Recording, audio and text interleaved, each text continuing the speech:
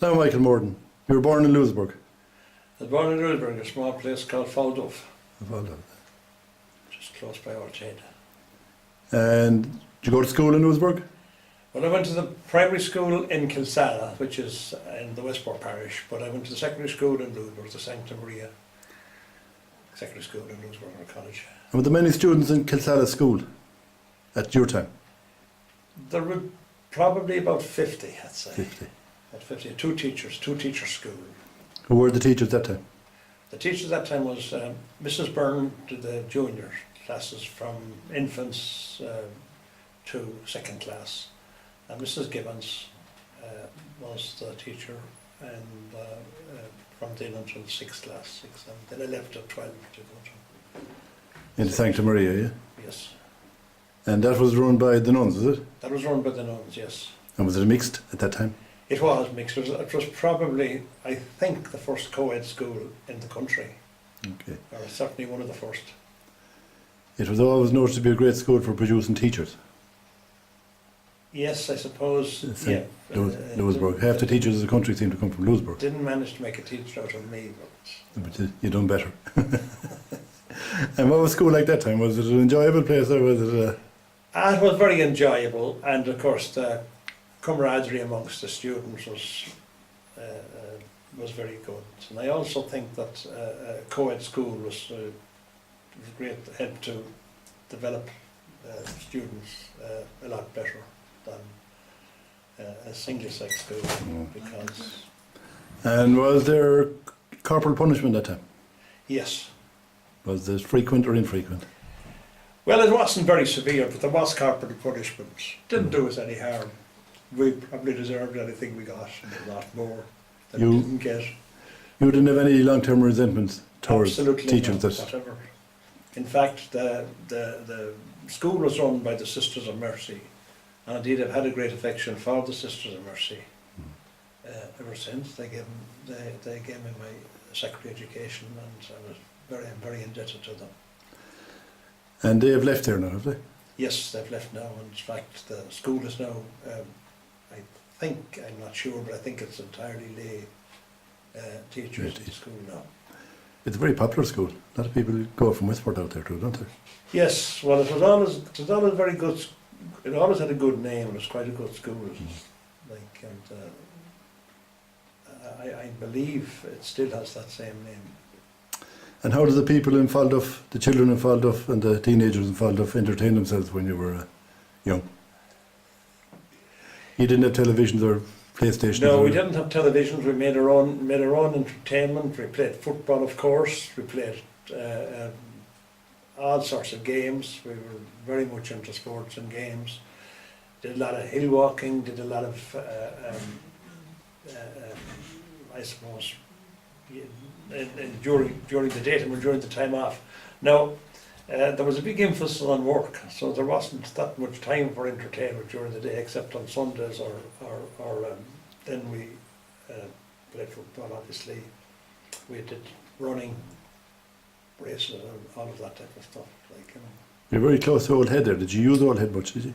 We did. We used Old Head very much because you know, actually the village goes right down to Old Head, because part of the village that's recognised as Old Head is still actually Falduff, so it goes right to the strand, really, you know.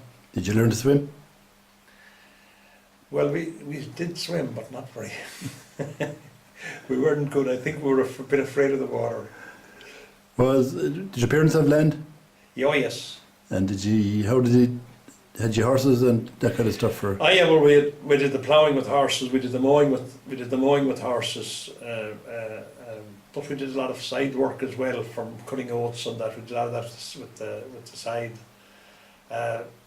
All the ploughing was done by horses. Then later on it was done by tractors. But at that time when I was quite young, there was horses we used to plough.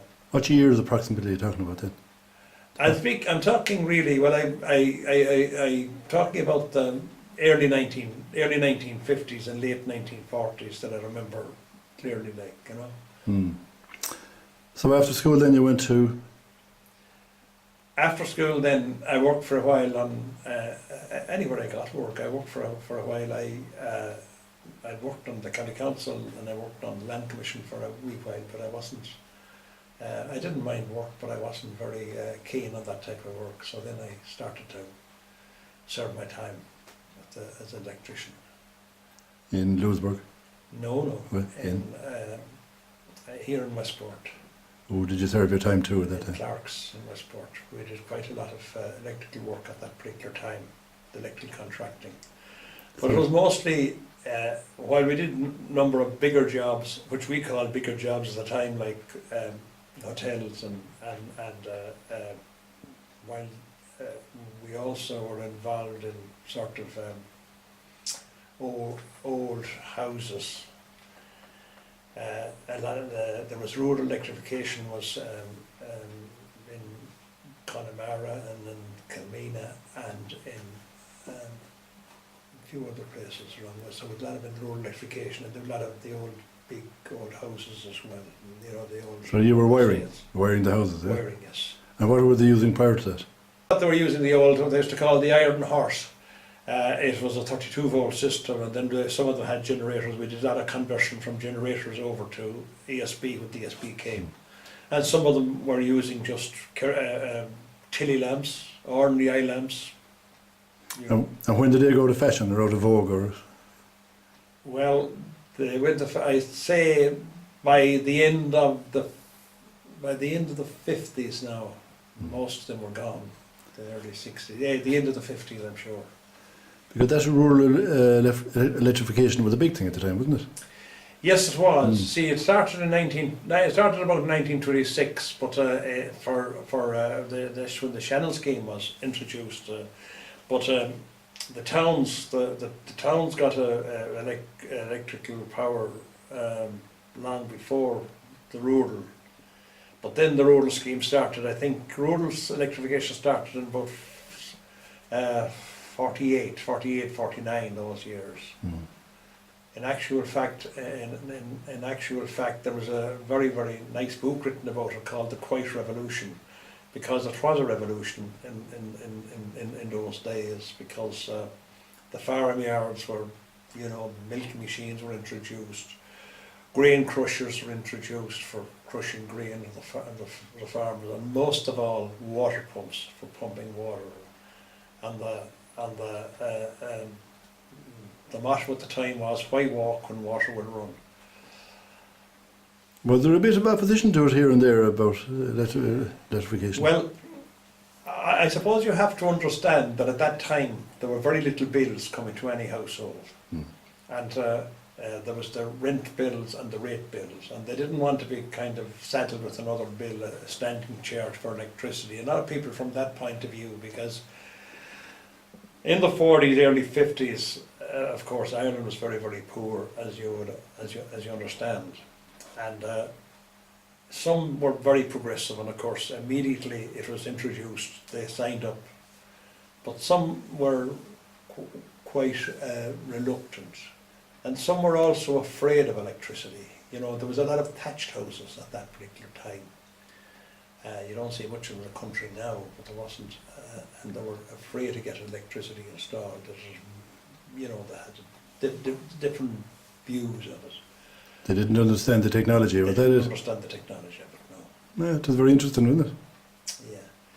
Yeah.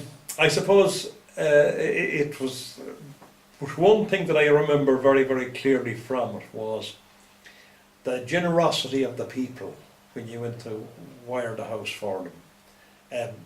They always produced food. When the electricians were coming to wire the house, they were sure they had meals prepared for them and all that. It was. And they didn't have to do that? No. But they did, just out of generosity. And many of them were quite poor, but they still proper good meal when they were getting the houses wired. So then you set up your own business, did you? Yes, as well. I set up my own business in 1972, 73. We're just about 40 years, so almost 40 years in business now. And were you with Clark's until that, yeah? Yes, indeed. Yeah. And was it hard to set up a business that time, or how did you start it out? Well, it wasn't very hard. I suppose it was always hard to set up a business, but it was just something I had in mind for a long time, and eventually I just took the plunge.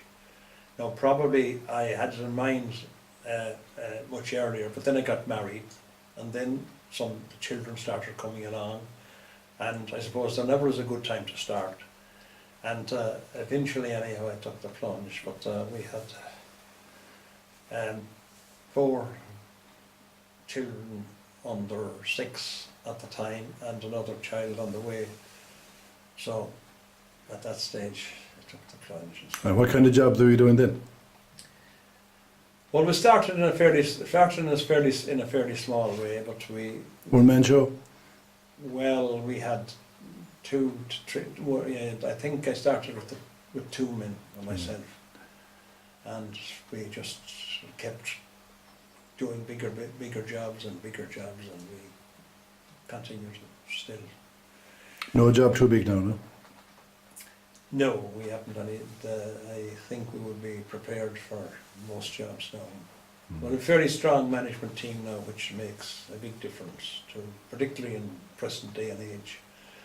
Because like everything else, it has evolved very much, and obviously changed quite a lot as well. And there's more of an emphasis now on health and safety and management, on doing the work seems to be the least now. It's the paperwork involved, and the general management is. But I think that strong team had an inspired owner, had they? With a bit of vision. Well, I suppose in any job or in any organisation, you got to have somebody with vision, somebody breaking new ground. Leadership. We try they can do that the best way we can.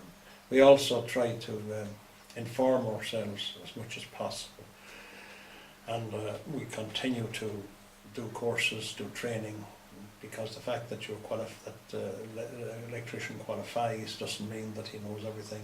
He must continue. We have continuous professional development all the time.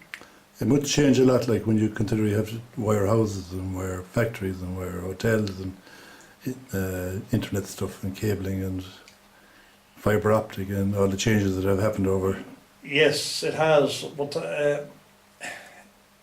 it's only when you think about it you realise how much it has changed. But it kind of, it didn't change suddenly, but yet it changed continuously, and it is continuing to change. In fact, we probably are told that 80% of what we'll be using in 2020 hasn't yet been invented.